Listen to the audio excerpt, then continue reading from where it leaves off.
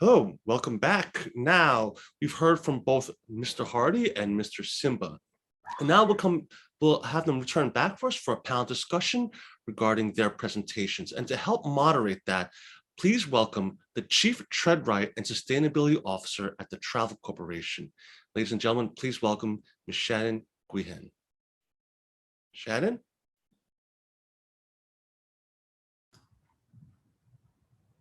Hello. Hello, over to you. Great, thank you.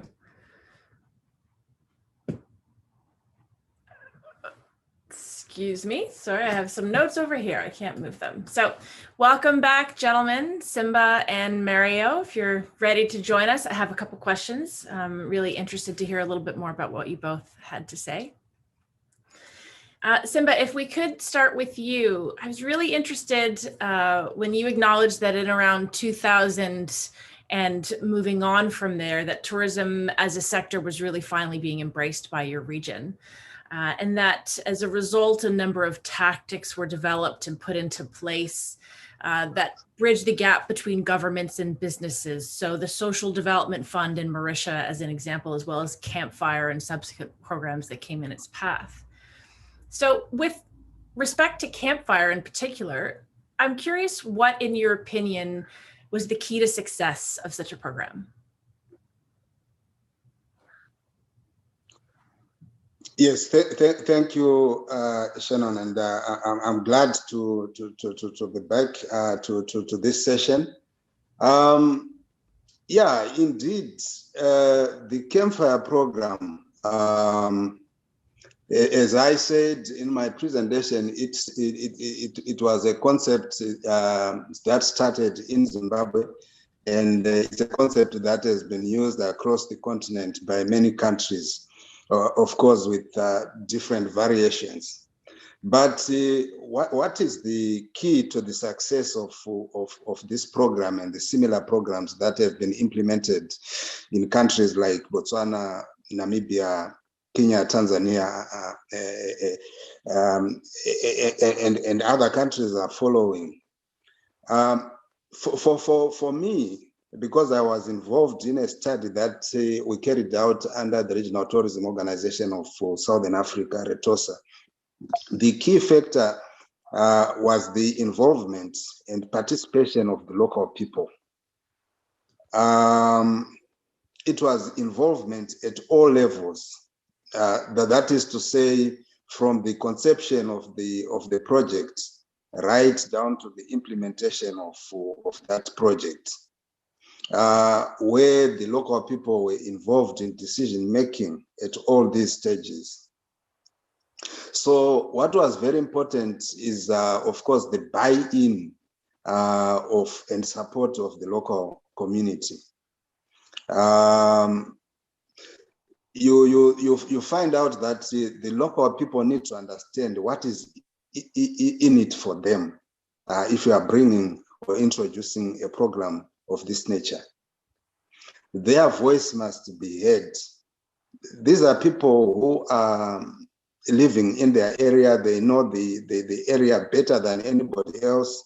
They know the resources that they have, and through the traditional knowledge systems, they know how to sustain these resources and to utilize them in a sustainable manner. They might not be utilizing them in a sustainable manner, but they know. So once you involve them in the decision-making process, it makes life very easy for everyone involved in the project. So for me, this aspect is what I would call the primary factor. Involvement, full involvement, participation of the local people at all levels. But we have secondary factors, which I also raised in the presentation, which are necessary to make the program, any program, a success.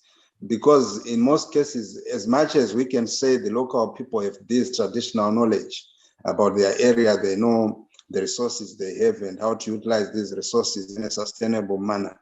But they lack in certain areas, particularly they lack in terms of the skills required to successfully run a project that is serving, outsiders, that is serving particularly international, tourists.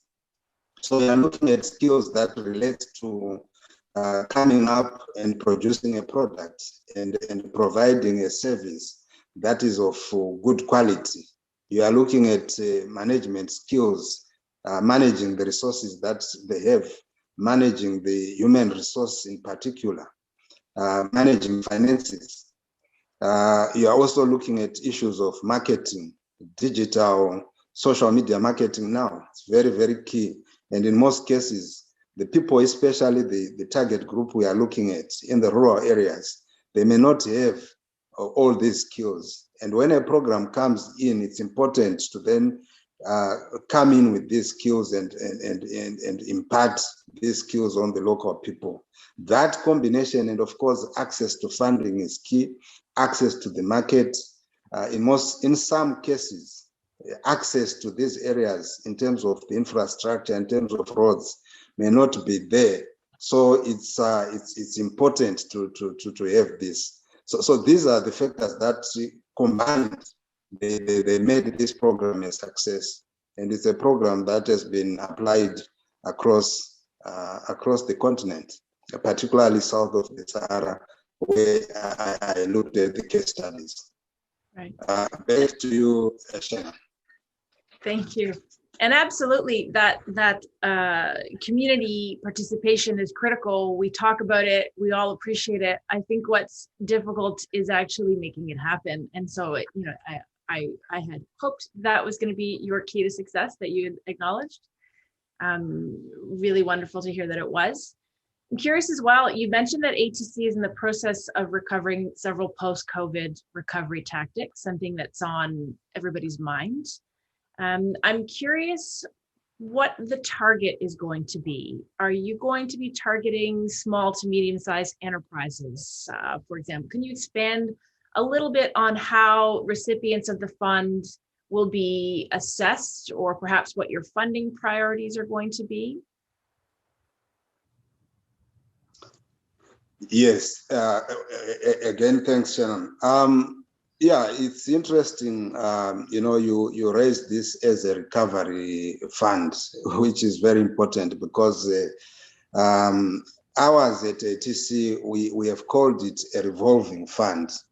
But of course, given our current situation, you can't talk of any intervention to support the sector and the businesses in the sector at this point in time. Without talking about recovery. So it has to be first and foremost a recovery fund indeed. But what we want is to make sure that it is a revolving fund. It is sustainable. So let me look first at how we are setting up this fund, because I think it is important. The biggest challenge in starting a fund of this nature is getting the money to start the fund. For us, this has been the most difficult issue. And then, of course, there are other issues that come with running and managing a fund of this nature, which include prudency and ensuring that the fund is run in a profitable manner, so to speak. In our case, we would not be using the word profitable as ATC, but we really want to make sure that the fund is sustained, it is revolving. So the monies are paid back. So there is need, of course, of expertise, professionalism in managing this fund. So our experience has been that it's a three-pronged approach, or three players that are involved, with ATC as the owner of the fund, so to speak. And our focus is identifying the beneficiaries and taking them through basic principles, including project proposal formulation before they go and submit their request for funding. So we want to be providing the necessary basic skills before a beneficiary is accepted and can proceed to approach. We also have the financier as the second partner. These are really responsible for raising the funds, but also playing an oversight role on how the fund is managed. And of course, the fund manager, where it requires professionalism, expertise to make sure that there's feasibility, there's viability, and profitability in managing this fund. And of course, doing the disbursements and ensuring payback into the fund. So these are the partners that we are discussing with in establishing the fund. But who are the target groups? What we have done is we are looking at the small to medium scale tourism enterprises, and that is our main target group. Within that, of course, you'll find special groups like women who are involved in tourism enterprises. We are also looking at youth involved in tourism enterprises and local communities at large. So that's our line, that's our main target group, where we feel that the capital required will not be that intensive. It will not be very high, but it then makes a difference in making a change to the lives of the targeted beneficiaries. So yes, this is how we are looking at it. We are also looking at establishing like an investment arm of ATC, which will work hand in glove with the fund itself, whereby the investment arm is going to be going into joint ventures with some of the targeted beneficiaries. The idea being that it then allows us to provide the necessary skills and impart these and mentor the beneficiaries in a very practical manner, and allow the beneficiary, the project promoter, to buy out our investment arm after 3 to 5 years, once the project is running viably. So this is our approach, and we are hoping that we should be able to make a difference. Right. So access to funds and those ever so critical business ready, trade ready skills, of course, remain priority. Wonderful. Thank you. Thank you so much. Yeah. And Mario. Thanks, Sharon. Thank you very much. Thank you, Simba. Mario, a question for you then. In your talk, you cut straight to it and you got right to the very, very rapid and negative sometimes, but certainly transformative change that can happen in the world today. And the pandemic is a really wonderful, never called it wonderful yet. It is a great example of that. Tourism development, on the other hand, as we all know, does not happen quickly at all. It takes many, many years for a destination to consider itself successful. Now, one thing that I've put a lot of thought into prior to the pandemic, certainly as a result and since, is how we are seeing our environment in particular, and moreover, how a destination measures success. And is it finally time to consider the two together to adjust the way in which a destination measures success, do you think? Absolutely. I think there's never been a better opportunity now to actually transform our industry moving forward, and certainly implementing new measurements of success. This is something that the industry has been talking about for a very long time, far too long. And looking at different ways of measuring. For decades, we've been measuring success of how many visitors do we have, how much money are they spending. Now, those are critical and they're important, and they will remain important. However, we do need to look at different measurements also of success. Economic return on the communities, looking at the impact on the environment, looking at the expenses in terms of managing tourists within a destination, the cost of water, electricity, and et cetera, are equally important. Job creations, employment in local communities. And also in terms of CO2 emissions and how can be reduced. So we can only do better if we're able to measure. If we can't measure what the impact of tourism truly is on the community or on the tourism destinations, we won't be able to improve it moving forward. So I think we all, pretty much everyone in the industry agrees that the measurements that we've been using are not enough anymore. Yeah. We do need to look at it in a different way moving forward. I couldn't agree more. Unfortunately, that access to that data in a fulsome package remains a challenge, isn't it? Yeah, it does. But I think the important thing is, I think where we need to start is we need to identify what are these measurements.